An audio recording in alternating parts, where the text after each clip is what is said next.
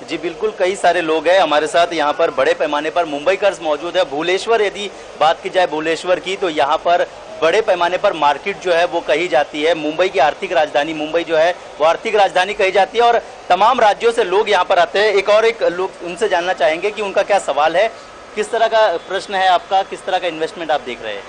मैं फिलहाल अभी इन्विटेशन मार्केट में देख रहा हूँ। मेरे पास 25 लाख रुपए है, तो मैं क्या करूँ आगे, कौन से स्टेप से जाऊँ मेरे को? इमिटेशन मार्केट में इन्वेस्ट करना चाहते हैं और इमिटेशन की बात की जाए तो भुवनेश्वर एक बड़ा मार्केट जो है वो इमिटेशन के लिए कहा जाता है, तो यहाँ पर वो इन्वेस्ट करना चाहते हैं। इमिटेशन में इन्वेस्ट करना चाहते हैं, किस तरह से शुरुआत करें?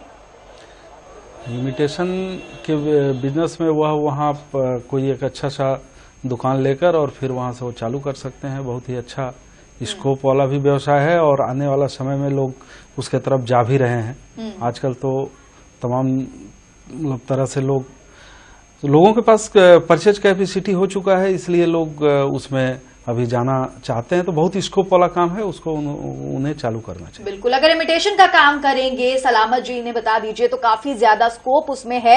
एक दुकान लेकर शुरुआत वो कर सकते हैं अच्छी, और खासकर जैसा आप बता रहे हैं कि वहां पर बहुत ज्यादा इसका बोलबाला है इमिटेशन का, तो कहीं ना कहीं फायदे का सौदा इनके लिए रहेगा। मनोज जी, बहुत सारे ऐसे सवाल होते हैं, लोग समझना चाहते हैं कि हम रिस्क लें कि ना लें, कहां से हम शुरुआत करें, पूंजी इनके पास रहती है, लेकिन वो डर आखिर कैसे खत्म किया जाए जो बिजनेस को लेकर आजकल एक आम अवधारणा बन चुका है?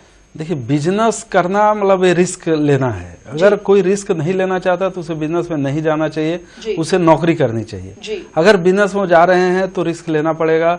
कल के डेट में अगर कहीं उनका नुकसान भी होता है तो उसे बर्दाश्त करना पड़ेगा, और उसको अगर वो पूरे दिल से ले लेते हैं तो ऐसे लोगों के लिए बिजनेस नहीं है।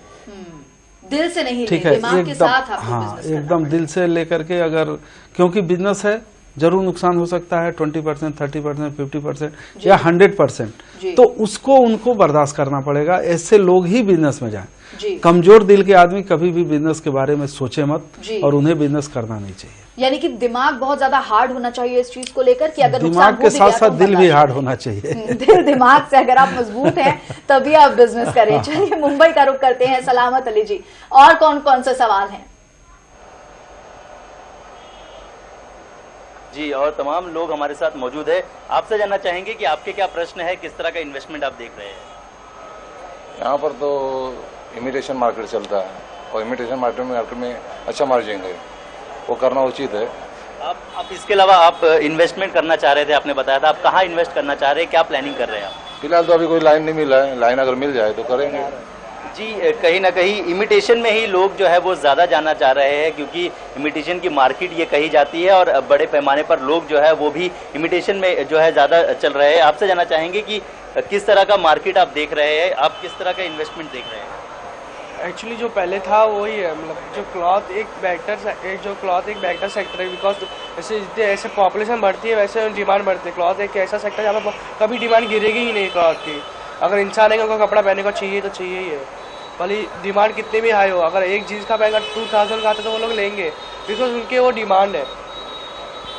और ऊपर से अगर देखा जाए तो अगर सेकंड बिजनेस स्टार्ट करना है तो मेटल मार्केट, बिकॉज मेटल एक ऐसी चीज़ है जो कभी ख़त्म नहीं हो सकती है। और और उसमें भी देखें तो उसमें टैक्सी ज़्यादा है गवर्नमेंट के, पर ऐसा कुछ करे गवर्नमेंट, जो पिछली गवर्नमेंट थी उन्होंने इतना कुछ किया नहीं था टैक्सीज के ऊपर, और उल्टा से और टैक्सीज डाल देता ऑक्टा ड्यूटी करके। अभी जो टैक्सीज आएंगे, नई गवर्नमेंट है तो कुछ आशा है कि कोई टैक्सीज कम करे। चलिए सलामत जी, लगातार आप हमारे साथ बने रहिए। मुंबई से एक बहुत कॉमन बात लगी मनोज जी, यहाँ पर जिस इलाके में सलामत खड़े हुए हैं, ये एक इमिटेशन ज्वेलरी यहाँ पर बनाई जाती है, बहुत ज्यादा उसका बोलबाला है, लेकिन जिस तरीके से कॉमन सोच देखने को मिल रही है, हर कोई उसी क्षेत्र में जाना चाहता है, इससे कॉम्पिटिशन भी कहीं ना कहीं बढ़ेगा, वो कितना ज्यादा मुश्किल होता है हैंडल करना? देखिए, सबसे बड़े कंपटीशन तो बढ़ेगा ही बढ़ेगा, लेकिन जहाँ पे जिस तरह का व्यवसाय होता है वहाँ स्कोप भी ज्यादा होता है जी, क्योंकि वहीं पे लोग उसके लिए पहुंचते हैं। उनको मालूम है कि हम यहाँ पे जाएंगे तो हमारा जितने भी चॉइस की चीजें हैं वो सब मिल जाएंगी जी। इमिटेशन का अगर मार्केट मुंबई में भुवनेश्वर है तो मेरे समझ से वहाँ पे इमिटेशन ही चलेगा, दूसरा कुछ वहाँ पे अगर किया जाए तो नहीं चलेगा। और एक आदमी ने मतलब यह कहते हुए मैं सुना कपड़े के व्यवसाय को जी। लेकर, तो कपड़े के व्यवसाय में एक सबसे माइनस पॉइंट क्या है कि ये फैशन के ऊपर डिपेंड होता है। जी। जब फैशन आप चला जाएगा जिस चीज का, और वह सामान आप रख करके कुछ नहीं कर पाओगे, उसका वैल्यू जीरो हो जाएगा।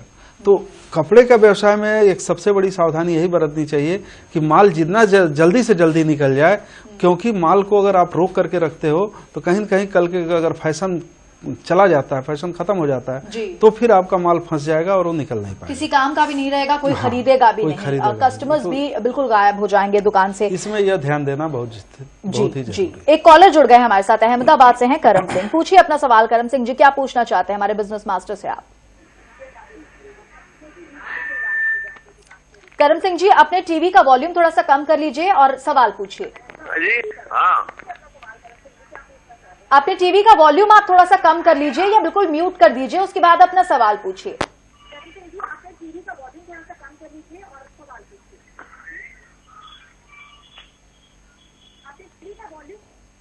करम सिंह जी सुन पा रहे हैं हमें? चलिए, संपर्क शायद इनसे नहीं हो पा रहा है। टीवी का वॉल्यूम, आप अपने दर्शकों से हमारी रिक्वेस्ट है, अगर आप कॉल कर रहे हैं अपने टेलीविजन का वॉल्यूम कम रखिए, उसके बाद सवाल करेंगे तो आपको भी सीधी आवाज समझ में आएगी और हमको भी। चलिए फिलहाल एक छोटा सा ब्रेक लेते हैं, जल्द लौटेंगे। देखते रहिए बिजनेस मास्टर।